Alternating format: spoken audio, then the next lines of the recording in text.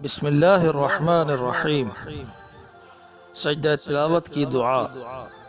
سجد وجہی للذی خلقہ وشق سمعہ وبصرہ بحولہ وقوتہ فتبارک اللہ احسن الخالقین۔ میرے چہرے نے اس ذات کے لیے سجدہ کیا جس نے اسے پیدا کیا، اس کے کان اور آنکھ کے سوراخ نکالے اپنی طاقت اور قوت سے۔ بس برکت والا ہے اللہ جو سب بنانے والوں سے اچھا ہے۔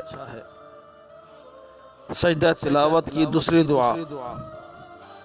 اللہم اکتب لی بہا عندک اجرا وضع عنی بها وزرا واجعلها لي عندك زخرا وتقبلها مني كما تقبلتها من عبدك داود۔